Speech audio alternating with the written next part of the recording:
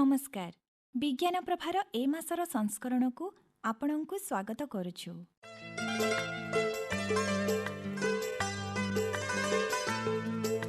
पिलादिने जह्नमामु गीत आउ कहानी तो आपण निश्चय शुणिथिबे। आ जह्नमामु सरग शशी मोकान्हु हातरे पड़रे खसी। हिंदू धर्म अनुसारे नवग्रहंक मध्यरे गोटिए ग्रह होछि चंद्र। विज्ञानर अग्रगति वैज्ञानिक मानक निरवच्छिन्न प्रयास एवं आधुनिक ज्ञान कौशल बलरे मनीष आज केवल चंद्रपृष्ठरे पहुंची नाही, बरं सेठारे जागा मध्य किनि पारिछि। दिन थिला आमे गप्परे जह्नमामु कथा शुणुथिले। पिला अझट हेले माँ माने जह्नमामु को देखै पिला को खुआउथिले। किंतु आज समय बदलिछि। मनीष आज चंद्ररे रहिबा पई सजबाज होउछि। इच्छा शक्ति बलरे आज असंभव संभव हो पारिछि।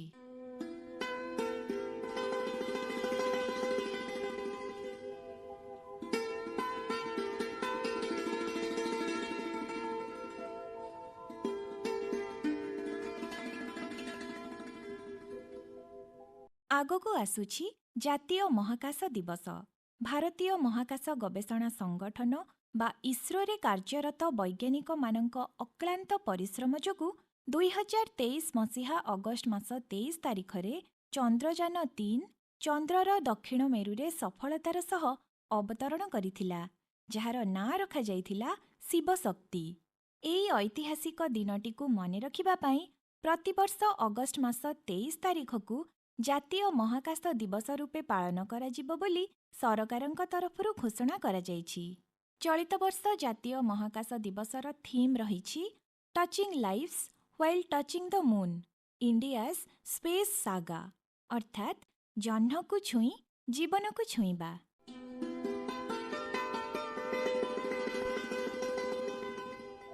आजिर विज्ञान प्रभा कार्यक्रम रे आलोचनार विषय रहिछि भारतर महाकाश अभियान। आलोचना करिछन्ति पदार्थ विज्ञानी कैप्टेन अक्षय कुमार दास। भारतीय ग्रंथगुड़िक मध्यरु सबुठारु पुरातन ग्रंथ वेदरे उल्लेख अछि जे देवता माने पशु बा साधारणतः घोड़ा माने टाणी नेउथिबा चकलगा रथरे जीवा आसिबा करुथिले, किंतु एही रथगुड़िक मध्य उड़ी पारुथिला। जांत्रिक पक्षी विषय ऋग्वेदरे निर्दिष्ट भावरे उल्लेख रहिछि। युद्धरे व्यवहृत हेउथिबा उड़ंता रथ ओ जान बा विमानर विभिन्न उदाहरण रहिछि। समस्त देवता मानंकर निजस्व पशुजान थिला, जहा साहाय्ୟରେ सेमाने गोटिए स्थानरु अन्य स्थान को यात्रा करुथिले। एही स्थान गुड़िक मध्यरे पृथ्वी, स्वर्ग, ग्रह ओ लोक नामक महाजागतिक स्थान सबु अंतर्भुक्त थिला। एपरि जानगुड़िक महाकाशरे सहजरे एवं बिना शब्दरे यात्रा करुथिबा कुहा जाइछि। रामायणरे एही भଳି एक पुष्पक विमान विषय वर्णना रहिछि। देवता मानंकर मुख्य स्थपति विश्वकर्मा सूर्यंक धूलिरु एहाकु ब्रह्मांक पई सृष्टि करिथिले। ब्रह्मा एहाकु कुबेरकु देइथिले। कुबेरंक ठारु लंका अक्तियार करिबा परे रावण एहाकु निजर व्यक्तिगत जान भावरे व्यवहार करुथिले। साहित्यरे रहिथिबा दृष्टांत गुड़िक एक राष्ट्र भावरे भारतकु सर्वदा महाकाश विज्ञानर महत्वकु बुझिबारे साहाय्य करिछि। आधुनिक भारतरे एही महाकाश गवेषणा कार्यक्रमर शुभारंभ करिथिले डॉक्टर विक्रम साराभाई। से वर्तमानर भारतीय महाकाश गवेषणा संगठन बा इस्रो प्रतिष्ठा करिबारे प्रमुख भूमिका ग्रहण करिथिले। वैमानिक विज्ञानर ऐतिह्यकु आगकु बढ़ाई भारत आज महाकाश गवेषणा क्षेत्ररे उल्लेखनीय अग्रगति करिछि। इस्रो भारतकु गर्वित करिबा सह इतिहास सृष्टि करिछि। अत्यंत महत्वाकांक्षी चंद्रयान 3 अभियान 2023 मसीहा अगस्ट 23 तारिख संध्या 6:04 रे चंद्रर दक्षिण मेरुरे सफलतार सह अवतरण कला। भारत चंद्रपृष्ठरे अवतरण करिथिबा देशमानक मध्यरे विश्वर चतुर्थ एवं चंद्रर दक्षिण मेरुरे सफलतार सह अवतरण करिबारे प्रथम देश।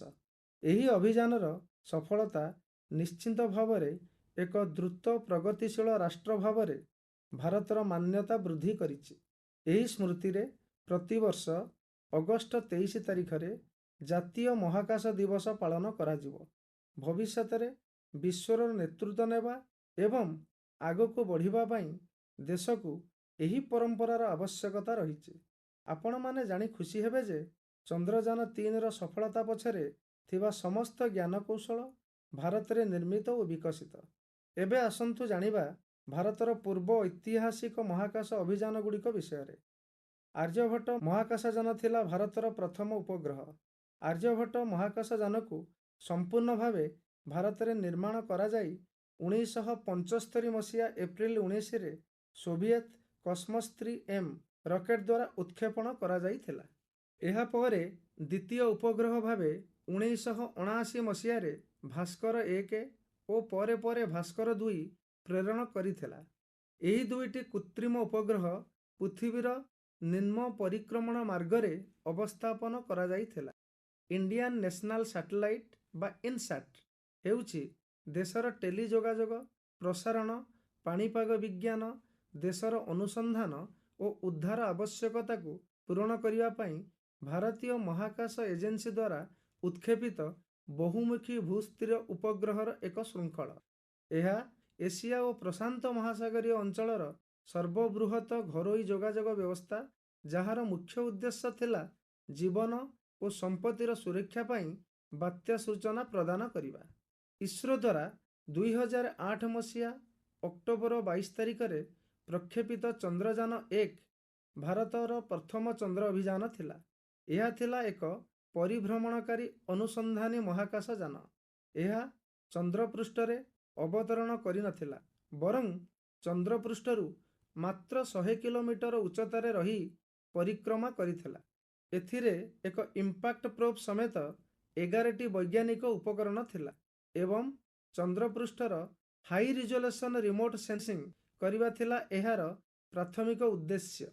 ଚନ୍ଦ୍ରପୃଷ୍ଠରେ ଜଳ ଅଣୁର ପ୍ରମାଣ ପାଇବା ଥିଲା ଚନ୍ଦ୍ରଯାନ-1ର ଏକ ଗୁରୁତ୍ୱପୂର୍ଣ୍ଣ ଆବିଷ୍କାର।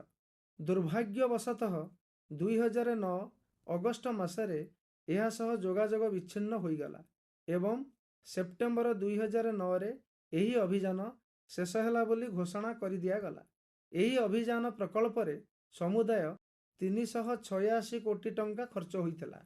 2013 ନଭେମ୍ବର 5 ତାରିଖରେ ଇସ୍ରୋ ଭାରତର ପ୍ରଥମ ମଙ୍ଗଳ ଅଭିଯାନର ପ୍ରତୀକ ମଙ୍ଗଳଯାନ ବା ମାର୍ସ ଅର୍ବିଟର ମିଶନକୁ ଉତ୍କ୍ଷେପଣ କରିଥିଲା ଏବଂ 2014 ସେପ୍ଟେମ୍ବର 23 ତାରିଖରେ ଏହା ସଫଳତାର ସହ ମଙ୍ଗଳ କକ୍ଷପଥରେ ପ୍ରବେଶ କରିଥିଲା।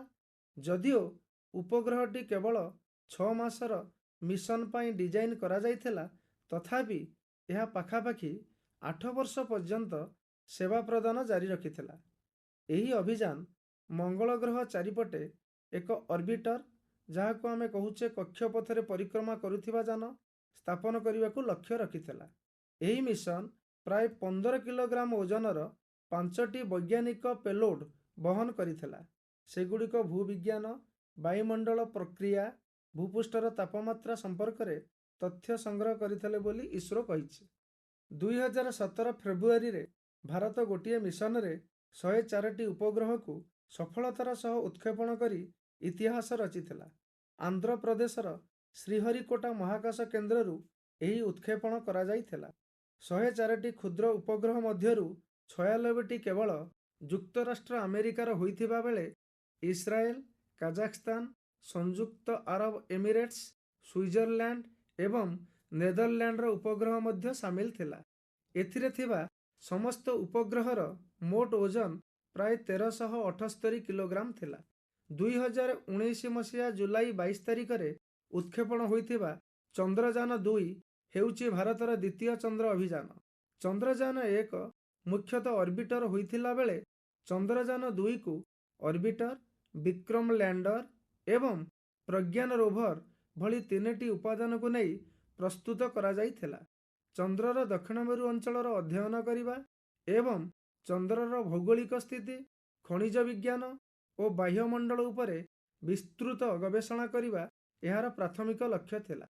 ଅର୍ବିଟର ମୂଲ୍ୟବାନ ତଥ୍ୟ ପଠାଇବା ଜାରି ରଖିଥିଲା ବେଳେ ଲ୍ୟାଣ୍ଡର ଓ ବିକ୍ରମ ଅବତରଣ ସମୟରେ ପ୍ରତିକୂଳ ପରିସ୍ଥିତିର ସମ୍ମୁଖୀନ ହୋଇ ଇସ୍ରୋ ସହ ଯୋଗାଯୋଗ ବିଚ୍ଛିନ୍ନ ହୋଇଥିଲା। ବିକ୍ରମ ସହିତ ପ୍ରଜ୍ଞାନ ରୋଭର ମଧ୍ୟ ଅକାମୀ ହୋଇ ନିଜର ଗବେଷଣା କରିପାରିଲା ନାହିଁ। କେବଳ ଅର୍ବିଟର ନିଜର ପ୍ରସ୍ତାବିତ କକ୍ଷପଥରେ ରହି ଚନ୍ଦ୍ର ଚାରିପଟେ ସୁସ୍ଥ ଭାବରେ ବୁଲୁଥିଲା। ଚନ୍ଦ୍ରଠାରୁ ମାତ୍ର 2.1 କିଲୋମିଟର ଉଚ୍ଚତାରେ ବିକ୍ରମ ଲ୍ୟାଣ୍ଡର ଭୂତଳ ଅବସ୍ଥା ସହ ଯୋଗାଯୋଗ ବିଚ୍ଛିନ୍ନ ହେବାରୁ ଏହି ଅଭିଯାନ ଶେଷ ପର୍ଯ୍ୟାୟରେ ବିଫଳ ହୋଇଗଲା। ଆମେ ଚନ୍ଦ୍ରରେ ମହାକାଶଯାନ ଅବତରଣ କରିବାରେ ବିଫଳ ହୋଇଥିବାରୁ ଏହା ହିଁ ଯେ ଚନ୍ଦ୍ର ଅଭିଯାନର ଶେଷ ତାହା ନୁହେଁ, କ'ଣ ପରିବର୍ତ୍ତନ କରିବା ଆବଶ୍ୟକ ଏବଂ କ'ଣ କଲେ ତାହା ଠିକ୍ ଭାବରେ କାମ କରିବ, ତାହା ଏହି ବିଫଳତାରୁ ଇସ୍ରୋ ବୈଜ୍ଞାନିକମାନେ ଜାଣିପାରିଲେ। ବିଫଳତା ହିଁ ସଫଳତାର ଚାବିକାଠି, ଏଥିରୁ ଏହାର ପ୍ରମାଣ ମିଳେ। ଏକଥା ସତ, ଚନ୍ଦ୍ରଯାନ-2 ଅଭିଯାନରେ ବିକ୍ରମ ଓ ପ୍ରଜ୍ଞାନ ପରୀକ୍ଷା ଆମକୁ କେତେକ ଗୁରୁତ୍ୱପୂର୍ଣ୍ଣ ସୂଚନା ଦେଇପାରିନଥିଲା, କିନ୍ତୁ ସେମାନଙ୍କର ବିଫଳତା ଆମକୁ ଅନେକ ଶିକ୍ଷା ଦେଇଥିଲା, ଅନେକ ଅନୁଭୂତି ଦେଇଥିଲା। ଆମର ପରବର୍ତ୍ତୀ ଚନ୍ଦ୍ରାଭିଯାନ ପୂର୍ବରୁ ନିଃସନ୍ଦେହ ଏଭଳି ଛୋଟ ଛୋଟ ବିଫଳତା ଆମକୁ ବଡ଼ ବଡ଼ ସହାୟତା କରିଥିଲା, ଯାହାର ପ୍ରମାଣ ମିଳିଲା 2023 ମସିହା ଅଗଷ୍ଟ 23 ତାରିଖ ଦିନ। ଭାରତ 2023 ଜୁଲାଇ 14 ତାରିଖ ଶୁକ୍ରବାର ଦିନ 2:35 ନିଜର ତୃତୀୟ ଚନ୍ଦ୍ରଯାନ-3କୁ ମହାକାଶକୁ ପଠାଇବାର ନିଷ୍ପତ୍ତି ନେଲା। ଜୁଲାଇ 7 ତାରିଖରେ ରକେଟ୍ ଓ ଚନ୍ଦ୍ରଯାନର ସମସ୍ତ ବିଦ୍ୟୁତ୍ ଉପକରଣକୁ ଭଲ ଭାବରେ ପରୀକ୍ଷା କଲା। ଜୁଲାଇ 10 ତାରିଖରେ ଚନ୍ଦ୍ରଯାନ ଉତ୍କ୍ଷେପଣ କାର୍ଯ୍ୟକ୍ରମର ପୂର୍ବାଭ୍ୟାସ କରାଗଲା। ହଜାର ହଜାର ଦେଶବାସୀ ସାମ୍ନାରେ ଜୁଲାଇ 14 ତାରିଖ ଶୁକ୍ରବାର ଦିନ 2:35 ସମୟରେ ଶ୍ରୀହରିକୋଟାର ସତୀଶ ଧାୱନ ମହାକାଶଯାନ ଉତ୍କ୍ଷେପଣ କେନ୍ଦ୍ରରୁ ଭୂପୃଷ୍ଠ ଛାଡ଼ି ଚନ୍ଦ୍ରଯାନ-3 ଉପରକୁ ଉଠିଲା। ଏହାକୁ ବୋହି ନେଉଥିବା ବିଶାଳ ରକେଟର ନାମ ଥିଲା ଲଞ୍ଚ ଭେହିକିଲ୍ ମାର୍କ-3 ବା LVM-3। ଦୀର୍ଘ 43.4 ମିଟର ଲମ୍ବ LVM-3 ରକେଟର ଏହା ଥିଲା ସପ୍ତମ ସଫଳ ଉତ୍କ୍ଷେପଣ। ଚନ୍ଦ୍ରଯାନ-3ର ମୁଖ୍ୟତଃ 3ଟି ବିଭାଗ ଥିଲା: ଅର୍ବିଟର, ଲ୍ୟାଣ୍ଡର ଓ ରୋଭର। ଠିକ୍ ଚନ୍ଦ୍ରଯାନ-2 ଭଳି ପ୍ରପଲସନ୍ ମଡ୍ୟୁଲର ଆକୃତି ବାକ୍ସ ପରି, ଯାହାର ଗୋଟିଏ ପାଖରେ ସୌର ପ୍ୟାନେଲ ଲାଗିଥିଲା। ଲ୍ୟାଣ୍ଡର ବି ଦେଖିବାକୁ ବାକ୍ସ ପରି, ଯାହାର 4ଟା ଗୋଡ଼ ଅଛି ଓ ନାମ ବିକ୍ରମ। ବିକ୍ରମ ପେଟ ଭିତରେ ଥିବା ରୋଭର ହେଉଛି ପ୍ରଜ୍ଞାନ, ଯାହାର 6ଟି ଚକ ଥିଲା। ଅର୍ବିଟର, ଲ୍ୟାଣ୍ଡର ଓ ରୋଭରକୁ ନେଇ ଚନ୍ଦ୍ରଯାନ-2ର ଯାହା ଯାହା ଯୋଜନା ଥିଲା, ଚନ୍ଦ୍ରଯାନ-3 ପାଇଁ ସେହି ଯୋଜନା ରଖାଯାଇଥିଲା। ତେଣୁ ଯୋଜନା ଥିଲା ଚନ୍ଦ୍ର ପାଖରେ ପହଞ୍ଚିଲା ପରେ ବିକ୍ରମ ଓ ପ୍ରଜ୍ଞାନକୁ ନେଇ ଅର୍ବିଟର ପ୍ରଥମେ 100 କିଲୋମିଟର ଉଚ୍ଚତାରେ ଚନ୍ଦ୍ର ଚାରିପଟେ ବୁଲିବ। ତାପରେ ଅର୍ବିଟର ଠାରୁ ଅଲଗା ହୋଇ ଚନ୍ଦ୍ରପୃଷ୍ଠରେ ଧୀରେ ଧୀରେ ଓହ୍ଲାଇବ। 4ଟି ଛୋଟ ଛୋଟ ରକେଟ୍ ଏହି କାମରେ ସାହାଯ୍ୟ କରିବ। ଏହାର 4ଟି ଗୋଡ଼ ସୁରକ୍ଷିତ ଭାବରେ ଭୂଇଁ ଛୁଇଁଲା ପରେ ତା ଭିତରୁ ପ୍ରଜ୍ଞାନ ବାହାରି ଚକ ଦ୍ୱାରା ଧୂଳି ଓ ଖଣ୍ଡି ପଥର ଉପରେ ଚାଲି ଚାଲି ବିଭିନ୍ନ ପରୀକ୍ଷା କରିବ। ଚନ୍ଦ୍ରଯାନ-3 ଆମ ଚାରିପଟେ କିଛି ଦିନ ଚେପ୍ଟା କକ୍ଷରେ ବୁଲିଲା ପରେ ଅଗଷ୍ଟ 5 ତାରିଖରେ ଚନ୍ଦ୍ର ଚାରିପଟେ ବୁଲିବାକୁ ଲାଗିଲା। ତାହା 21 ଘଣ୍ଟାରେ ଥରେ ଚନ୍ଦ୍ର ଚାରିପଟେ ବୁଲି ଆସୁଥିଲା।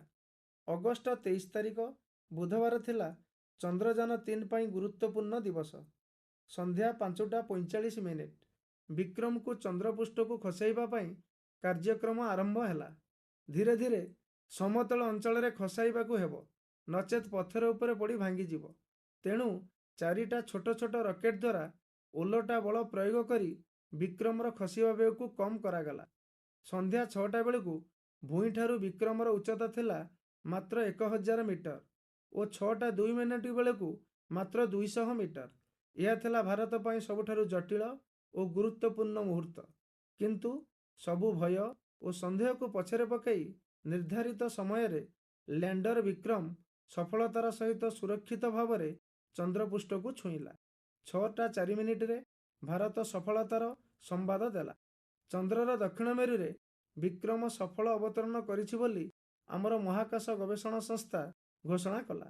ବିକ୍ରମ ଭୂଇଁ ଉପରେ 4 ଗୋଡ଼ରେ ଠିଆ ହେଲା। ବିକ୍ରମ ଓହ୍ଲାଇଲା ବେଳକୁ ସେହି ଅଞ୍ଚଳରେ ସୂର୍ଯ୍ୟ ଉଦୟ ହୋଇସାରିଥିଲା। ସେଠାରେ ଗୋଟିଏ ଦିନ ଆମର 14 ଦିନ 14 ରାତି ସହ ସମାନ। ପୁଣି ସୂର୍ଯ୍ୟାସ୍ତ ପରେ ଯେଉଁ ରାତି ହୁଏ, ସେଇଟା ବି ଆମର 14 ଦିନ ଓ 14 ରାତି ସହିତ ସମାନ। ଯାହା ହେଉ, ଆମ ହିସାବ ଅନୁସାରେ ଅଗଷ୍ଟ 24ରୁ ସେଇଠି ଛିଡ଼ା ହୋଇ ସେପ୍ଟେମ୍ବର 4 ପର୍ଯ୍ୟନ୍ତ ଦିବାଲୋକରେ 3ଟା ଉପକରଣ ସାହାଯ୍ୟରେ ଗବେଷଣା କଲା। ଦକ୍ଷିଣ ମେରୁର ତାପମାତ୍ରା ମାପିଲା, ପତଳା ବାୟୁମଣ୍ଡଳ ବିଷୟରେ ସୂଚନା ରଖିଲା, ଚନ୍ଦ୍ରପୃଷ୍ଠରେ ହେଉଥିବା ଭୂମିକମ୍ପକୁ ବି ମାପିଲା। ବିକ୍ରମ ଓହ୍ଲାଇବାର କିଛି ଘଣ୍ଟା ପରେ 24 ତାରିଖ ସକାଳେ ତା ପେଟ ଭିତରୁ ରୋଭର ପ୍ରଜ୍ଞାନ ବାହାରି ଚନ୍ଦ୍ରପୃଷ୍ଠରେ ବୁଲିବା ଆରମ୍ଭ କରିଥିଲା। ପ୍ରଜ୍ଞାନ ପାଖରେ 2ଟା ପରୀକ୍ଷା ଉପକରଣ ଥିଲା। ଚନ୍ଦ୍ରପୃଷ୍ଠରେ ବୁଲି ବୁଲି ମାଟି ପଥର ଉପରେ ଗବେଷଣା କରିବା ପାଇଁ ଭ୍ରାମ୍ୟମାଣ ଗବେଷଣାଗାର ପ୍ରଜ୍ଞାନ ପାଖରେ 14 ଦିନ ଥିଲା। ସେହି ସମୟ ଭିତରେ ପ୍ରଜ୍ଞାନ ଧୂଳି ମାଟିର ବିଭିନ୍ନ ଧର୍ମ ପରୀକ୍ଷା କରିବା ସହିତ ସବୁ ସୂଚନା ଇସ୍ରୋ ଗବେଷଣାଗାରକୁ ପଠାଇବାର ଥିଲା। ଚନ୍ଦ୍ରର ପେଟ ଭିତରେ ଥିବା ଖଣିଜ ପଦାର୍ଥ ବିଷୟରେ ଓ ସେଠାକାର ମାଟି ପଥରରେ ଥିବା ବିଭିନ୍ନ ଉପାଦାନ ସମ୍ପର୍କରେ ପ୍ରମାଣ ପୃଥିବୀକୁ ପଠାଇବାର ଥିଲା। ବିଶେଷ କରି ଖଣିଜ ଦ୍ରବ୍ୟ, ବାୟୁମଣ୍ଡଳ ଓ ଭୂକମ୍ପନ ସମ୍ପର୍କିତ ପରୀକ୍ଷା କରିବାର ଥିଲା। ଚାଲିଲା ବେଳେ ଭୂଇଁର କମ୍ପନକୁ ଅଗଷ୍ଟ 25 ତାରିଖରେ ବିକ୍ରମ ମାପିଥିଲା। ଚନ୍ଦ୍ରପୃଷ୍ଠରେ ହେଉଥିବା ପ୍ରାକୃତିକ କମ୍ପନ ବିଷୟରେ ମଧ୍ୟ ଅଗଷ୍ଟ 26 ତାରିଖରେ ସୂଚନା ଦେଇଥିଲା। ଅଗଷ୍ଟ 27 ତାରିଖରେ ବିକ୍ରମ ସୂଚନା ଦେଲା ଯେ ମେରୁ ଅଞ୍ଚଳରେ ଭୂପୃଷ୍ଠର ତାପମାତ୍ରା 50 ଡିଗ୍ରୀ ସେଲସିୟସ୍, କିନ୍ତୁ ମାଟି ଭିତରର ତାପମାତ୍ରା କମ୍ ଥିଲା। ପ୍ରାୟ 8 ସେଣ୍ଟିମିଟର ତଳେ ଥିଲା ବିଯୁକ୍ତ 10 ଡିଗ୍ରୀ ସେଲସିୟସ୍। ଅଗଷ୍ଟ 28 ତାରିଖରେ ପ୍ରଜ୍ଞାନ ସୂଚନା ଦେଲା ମେରୁ ଅଞ୍ଚଳର ଭୂମିରେ ଆଲୁମିନିୟମ, ଗନ୍ଧକ, କ୍ୟାଲସିୟମ, ଲୌହ, କ୍ରୋମିୟମ, ମାଗ୍ନେସିୟମ, ଟାଇଟାନିୟମ, ସିଲିକନ ଓ ଅମ୍ଳଜାନ ରହିଛି। ଗନ୍ଧକ ରହିଥିବା କଥା ଅର୍ବିଟର ଦ୍ୱାରା ଜାଣିହେବ ନାହିଁ। ବିକ୍ରମ ଦେଇଥିବା ତଥ୍ୟରୁ ବାୟୁରେ ରହିଥିବା ଚାର୍ଜ କଣିକା ବିଷୟରେ ଅଗଷ୍ଟ 31 ତାରିଖରେ ଜଣାପଡ଼ିଲା। ଗରମ କିରଣ ହେତୁ କିପରି ବାୟୁରେ ଚାର୍ଜ କଣିକାର ପରିମାଣ ବଦଳିଥାଏ ତାହାର ମାପ କରିଥିଲା। ଏମିତି କେତେ ଗୁରୁତ୍ୱପୂର୍ଣ୍ଣ ପରୀକ୍ଷା କରିବା ପରେ ସେପ୍ଟେମ୍ବର 4 ତାରିଖରେ ସେଠାରେ ରାତି ଆରମ୍ଭ ହୋଇଥିଲା। ଆଜି ପର୍ଯ୍ୟନ୍ତ ଭାରତ ବ୍ୟତୀତ ଅନ୍ୟ କୌଣସି ରାଷ୍ଟ୍ର ଚନ୍ଦ୍ରର ଦକ୍ଷିଣ ମେରୁରେ ନିରାପଦ ଓ କୋମଳତାର ସହିତ ଅବତରଣ କରିନାହାନ୍ତି। ତେଣୁ ଦକ୍ଷିଣ ମେରୁରେ ଲ୍ୟାଣ୍ଡର ଓହ୍ଲାଇବା କ୍ଷେତ୍ରରେ ଭାରତ ପ୍ରଥମ ସଫଳ ରାଷ୍ଟ୍ର। 2019 ମସିହାରେ ବିକ୍ରମ ଓହ୍ଲାଇବାରେ ବିଫଳ ହେଲେ ବି ଚନ୍ଦ୍ରର ଦକ୍ଷିଣ ମେରୁକୁ ଛୁଇଁଥିଲା। 2023 ମସିହାରେ ସଫଳତାର ସହିତ ବିକ୍ରମ ଓହ୍ଲାଇ ପାରିଛି। 2008 ମସିହାରେ ଚନ୍ଦ୍ରପୃଷ୍ଠରେ ଜଳ ରହିଛି ବୋଲି ଚନ୍ଦ୍ରଯାନ-1 ପ୍ରମାଣ ଦେଇଥିଲା। ଚନ୍ଦ୍ରର ଦକ୍ଷିଣ ମେରୁରେ ଗଚ୍ଛିତ ଜଳ ବିଷୟରେ ଆଜି ଚନ୍ଦ୍ରଯାନ-3 ସୂଚନା ଦେଇପାରିଛି। ପ୍ରଥମ ରାଷ୍ଟ୍ର ହିସାବରେ ଆମର ଏହି ଅନନ୍ୟ ସଫଳତାକୁ ଇତିହାସର ସ୍ୱର୍ଣ୍ଣାକ୍ଷରରେ ଲିପିବଦ୍ଧ କରି ରଖିବ। ଏହାଛଡ଼ା ଗଗନାୟନ ମିଶନଟି ସମ୍ପୂର୍ଣ୍ଣ ସ୍ୱଦେଶୀ କୌଶଳରେ ନିର୍ମିତ ମହାକାଶଯାନ ହୋଇଥିବାରୁ ଏହା 140 କୋଟି ଭାରତୀୟଙ୍କ ପାଇଁ ଗୌରବର ବିଷୟ ଅଟେ। ଏହି ଅଭିଯାନର ଚତୁର୍ଥ ପର୍ଯ୍ୟାୟରେ 3 ଜଣିଆ ମହାକାଶଚାରୀ ଦଳକୁ ପୃଥିବୀ ପୃଷ୍ଠରୁ 400 କିଲୋମିଟର ଉଚ୍ଚ କକ୍ଷପଥରେ 3 ଦିନ ପାଇଁ ପଠାଯାଇ ପୃଥିବୀ ପୃଷ୍ଠକୁ ସୁରକ୍ଷିତ ଫେରାଇ ଆଣିବା ପାଇଁ ଲକ୍ଷ୍ୟ ରଖାଯାଇଛି। ଏହି ସମ୍ବନ୍ଧୀୟ ପରୀକ୍ଷଣ ପରବର୍ତ୍ତୀ ପର୍ଯ୍ୟାୟଗୁଡ଼ିକରେ ଅନୁଷ୍ଠିତ ହେବ। ଏଥିରେ ବୈମମିତ୍ର ନାମକ ଏକ ରୋବଟକୁ ପ୍ରଥମେ ମହାକାଶକୁ ପଠାଯିବ। ଦ୍ୱିତୀୟ ଓ ତୃତୀୟ ପର୍ଯ୍ୟାୟରେ ମାନବରହିତ ଯାତ୍ରା ପରେ ଚତୁର୍ଥ ପର୍ଯ୍ୟାୟରେ ଗଗନଯାନରେ ମାନବଯୁକ୍ତ ଯାତ୍ରାର ଯୋଜନା ପ୍ରସ୍ତୁତ କରାଯାଇଛି। ଏଥିସହିତ ଭାରତ ସମଗ୍ର ବିଶ୍ୱରେ ଚତୁର୍ଥ ଦେଶ ଭାବରେ ଅନ୍ତରିକ୍ଷକୁ ମାନବ ପ୍ରେରଣ କରିବ। ଏହି ମିଶନର ଯାନଗୁଡ଼ିକ ସମ୍ପୂର୍ଣ୍ଣ ସ୍ୱଦେଶୀ ଜ୍ଞାନକୌଶଳରେ କାର୍ଯ୍ୟ କରୁଥିବା ବେଳେ ରୁଷିଆ ଓ ଆମେରିକା ମହାକାଶଚାରୀମାନଙ୍କୁ ପ୍ରଶିକ୍ଷଣ ପ୍ରଦାନ କରୁଛି। ଏହି ମହାକାଶଯାନକୁ LVM-3 ରକେଟ୍ ମାଧ୍ୟମରେ ମହାକାଶକୁ ପ୍ରେରଣ କରାଯିବ। ଏଥିରେ ଇଞ୍ଜିନିୟରମାନେ ତରଳ ଇନ୍ଧନ ବ୍ୟବହାରକୁ ପ୍ରାଥମିକତା ପ୍ରଦାନ କରିଛନ୍ତି, ଯାହା କଠିନ ଇନ୍ଧନ ଅପେକ୍ଷା ଅଧିକ ଫଳପ୍ରଦ। ଗଗନଯାନ ମିଶନର ମୁଖ୍ୟ ଉଦ୍ଦେଶ୍ୟ ହେଉଛି 2035 ମସିହା ସୁଦ୍ଧା ମହାକାଶରେ ଭାରତୀୟ ଅନ୍ତରୀକ୍ଷ ଷ୍ଟେସନର ପ୍ରତିଷ୍ଠା କରିବା। ଇସ୍ରୋର ସୂଚନା ଅନୁଯାୟୀ ଏହି ଷ୍ଟେସନର ଓଜନ 20 ଟନ୍ ହେବ ଏବଂ ଏହାର କକ୍ଷପଥ ପୃଥିବୀଠାରୁ 400 କିଲୋମିଟର ଦୂରରେ ଅବସ୍ଥିତ ରହିବ। ଗଗନଯାନକୁ NGLV ରକେଟ୍ ଦ୍ୱାରା କକ୍ଷପଥରେ ଅବସ୍ଥାପିତ କରାଯିବ ଏବଂ ଏହି ରକେଟ୍ଗୁଡ଼ିକ ପୁନଃ ବ୍ୟବହାରକ୍ଷମ ଅଟନ୍ତି। ଅନ୍ତରୀକ୍ଷ କେନ୍ଦ୍ର ପ୍ରତିଷ୍ଠା କରିବା ବର୍ତ୍ତମାନ ମହାକାଶ ଗବେଷଣାର ଏକ ପ୍ରମୁଖ ଦିଗ।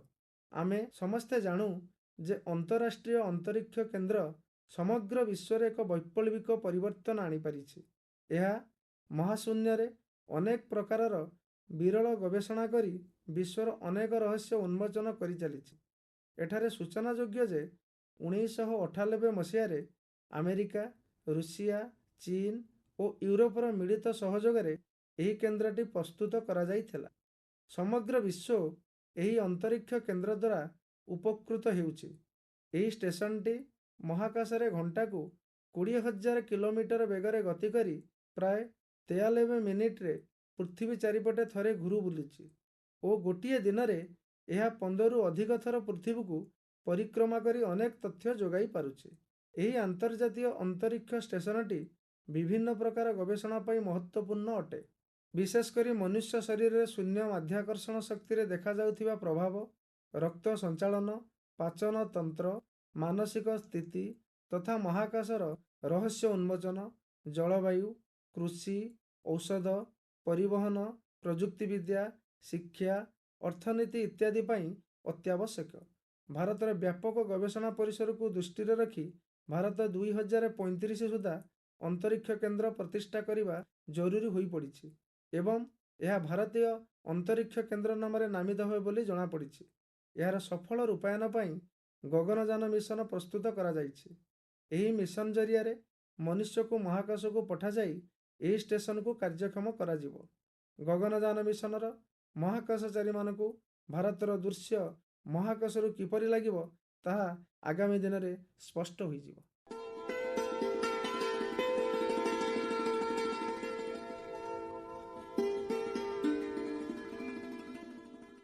ଆପଣମାନେ ଶୁଣୁଥିଲେ ଆଲୋଚନା ଭାରତର ମହାକାଶ ଅଭିଯାନ। ଏ ବିଷୟରେ ଆଲୋଚନା କରିଥିଲେ ପଦାର୍ଥ ବିଜ୍ଞାନୀ କ୍ୟାପ୍ଟେନ୍ ଅକ୍ଷୟ କୁମାର ଦାସ।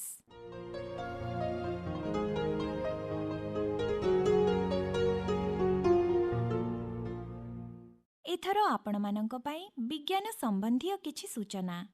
ମହାକାଶର ଅନେକ ଗୂଢ଼ ରହସ୍ୟ ଉପରୁ ପରଦା ହଟାଇବା ପାଇଁ ମାନବର ଚେଷ୍ଟା ବହୁ ପୁରୁଣା। ପୃଥିବୀ ବ୍ୟତୀତ ଅନ୍ୟ ଗ୍ରହର ସଂରଚନାକୁ ବୁଝିବା ସହ ସେଠାରେ ମାନବ ସତ୍ତାର ସମ୍ଭାବନା ନେଇ ଅଧ୍ୟୟନ ଜାରି ରହିଛି। ଆପଣମାନେ ତ ଜାଣନ୍ତି, ଚନ୍ଦ୍ର ଆମର ଏକମାତ୍ର ପ୍ରାକୃତିକ ଉପଗ୍ରହ।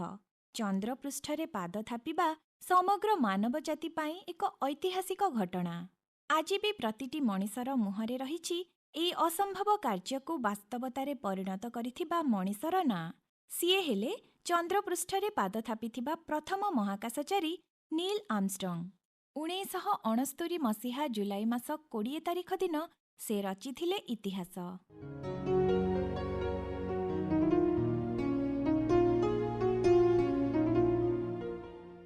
ଏଥର ଆଉ ଜଣେ ବ୍ୟକ୍ତିତ୍ୱଙ୍କ ବିଷୟରେ ଆପଣଙ୍କୁ ଟିକେ ମନେ ପକାଇଦେବୁ। କ୍ୟାଲେଣ୍ଡରରେ କିଛି ତାରିଖ ଇତିହାସର ସ୍ୱର୍ଣ୍ଣିମ ପୃଷ୍ଠାରେ ଲିପିବଦ୍ଧ ହୋଇଯାଏ। ଏପରି ଏକ ତାରିଖ ହେଲା ଏପ୍ରିଲ ମାସ 2 ତାରିଖ ଆଉ ମସିହା ହେଲା 1984, ଯେଉଁଦିନ ପ୍ରଥମ ଥର ଜଣେ ଭାରତୀୟ ମହାକାଶକୁ ପହଞ୍ଚିବାରେ ସଫଳ ହୋଇଥିଲେ। ସେ ଥିଲେ ଭାରତୀୟ ବାୟୁସେନାର wing commander Rakesh Sharma. Soyuz T-11 ମହାକାଶଯାନରେ ସେ 2 ଜଣ ରୁଷୀୟ ମହାକାଶଚାରୀଙ୍କ ସହ ପ୍ରବେଶ କରି ସେଠାରେ ମୋଟ 7 ଦିନ 21 ଘଣ୍ଟା ଏବଂ 40 ମିନିଟ୍ ସମୟ ବିତାଇ ପୁଣି ଭୂପୃଷ୍ଠକୁ ସଫଳତାର ସହ ଫେରିଆସିଥିଲେ। ରାକେଶ ଶର୍ମା ଭାରତର ପ୍ରଥମ ଓ ବିଶ୍ୱର 138ତମ ମହାକାଶ ଯାତ୍ରୀ ଥିଲେ। ତାଙ୍କର ଏହି ଉପଲବ୍ଧି ଯୋଗୁଁ ସେ ଭାରତୀୟ ଯୁବପିଢ଼ିଙ୍କ ଆଦର୍ଶ ପାଲଟି ଯାଇଥିଲେ ଏବଂ ଭାରତ ସରକାରଙ୍କ ଦ୍ୱାରା ଅଶୋକ ଚକ୍ର ସମ୍ମାନରେ ସମ୍ମାନିତ ହୋଇଥିଲେ।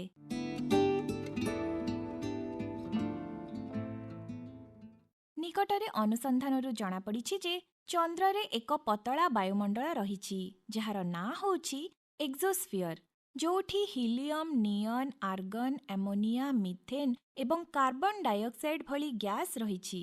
ତେଣୁ ଚନ୍ଦ୍ରର ତାପମାତ୍ରା ଦିନରେ ଓ ରାତିରେ ପ୍ରାୟ ବଦଳୁଥାଏ।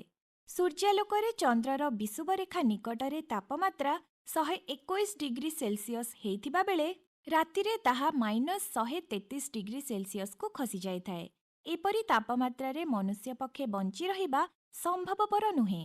କିନ୍ତୁ ନିକଟରେ ଅନୁସନ୍ଧାନରୁ ବୈଜ୍ଞାନିକମାନେ ଚନ୍ଦ୍ରପୃଷ୍ଠରେ 100 ମିଟର ଗଭୀରତା ବିଶିଷ୍ଟ ଗୁମ୍ଫାର ସନ୍ଧାନ ପାଇଛନ୍ତି, ଯାହାର ତାପମାତ୍ରା ପାଖାପାଖି 63 ଡିଗ୍ରୀ ସେଲସିୟସ୍ ବୋଲି ଅନୁମାନ କରାଯାଉଛି। ଆମର ଭବିଷ୍ୟତ ମହାକାଶଚାରୀମାନଙ୍କ ପାଇଁ ଏହି ଗୁମ୍ଫା ଏକ ଆଶ୍ରୟସ୍ଥଳ ହୋଇପାରିବ ଏବଂ ସେମାନଙ୍କୁ ଚନ୍ଦ୍ରର ପ୍ରତିକୂଳ ପରିସ୍ଥିତିଠାରୁ ରକ୍ଷା କରିପାରିବ ବୋଲି ବୈଜ୍ଞାନିକମାନେ ମତ ଦେଇଛନ୍ତି।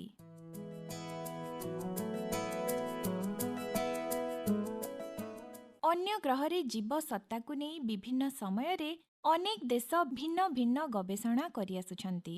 ଚନ୍ଦ୍ରରେ ଜୀବନର ସମ୍ଭାବନାକୁ ନେଇ ଅନୁସନ୍ଧାନ ମଧ୍ୟ ଚାଲିଛି। ବର୍ତ୍ତମାନ ବୈଜ୍ଞାନିକମାନେ ମହାକାଶ ଗବେଷଣା କ୍ଷେତ୍ରରେ ଆଉ ଏକ ପାଦ ଆଗେଇଛନ୍ତି। ଆମେରିକାର ମହାକାଶ ଗବେଷଣା ସଂସ୍ଥା ନାସା ପକ୍ଷରୁ ଚନ୍ଦ୍ରରୁ ଅଣାଯାଇଥିବା ମାଟିରେ ଚାରା ଲଗାଇ ସଫଳ ପରୀକ୍ଷଣ କରାଯାଇଛି। ଆପଣମାନେ ଜାଣି ଖୁସି ହେବେ ଯେ 12 ଗ୍ରାମ ଚନ୍ଦ୍ର ମାଟିରେ ଜଳ, ପୋଷକ ତତ୍ତ୍ୱ ଏବଂ ଆଲୋକ ମିଶାଇ ମଞ୍ଜି ବୁଣାଯାଇଥିଲା। ପରେ ଅନୁସନ୍ଧାନକାରୀମାନେ ପ୍ରାୟ ସମସ୍ତ ମଞ୍ଜି ଅଙ୍କୁରିତ ହେଇଛି ବୋଲି ଜାଣିବାକୁ ପାଇଥିଲେ। ଏଥିରୁ ଆମେ ଅନୁମାନ କରିପାରିବା ଯେ ଦିନେ ନା ଦିନେ ପୃଥିବୀ ଭଳି ଚନ୍ଦ୍ରପୃଷ୍ଠରେ ମଧ୍ୟ ଚାଷ କରିବା ସମ୍ଭବ ହେଇପାରିବ।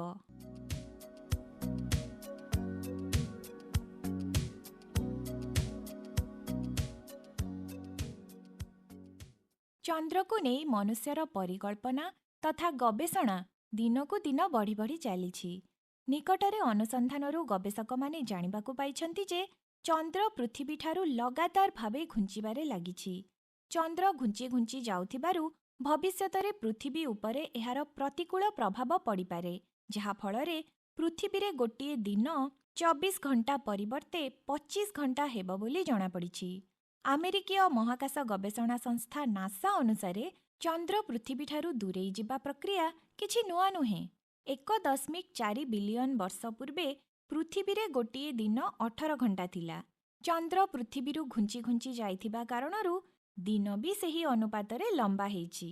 ଚନ୍ଦ୍ର ପୃଥିବୀଠାରୁ ପ୍ରତିବର୍ଷ ପ୍ରାୟ 3.8 ସେଣ୍ଟିମିଟର ହାରରେ ଦୂରେଇ ଯାଉଛି। ଏହାକୁ ଆମେ କହିଥାଉ ଲୁନାର ରିସେସନ୍ ବା ଚନ୍ଦ୍ର ଅପସାରଣ।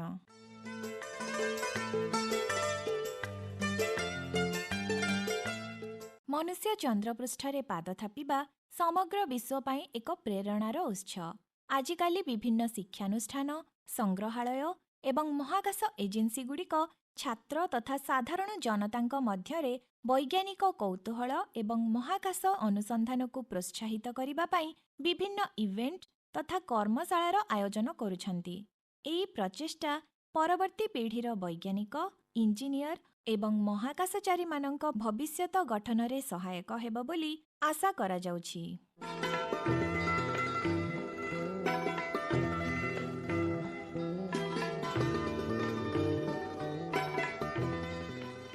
ତେବେ ଆଜିର ବିଜ୍ଞାନ ପ୍ରଭା କାର୍ଯ୍ୟକ୍ରମକୁ ଏଇଠି ଶେଷ କରୁଛୁ। ନମସ୍କାର।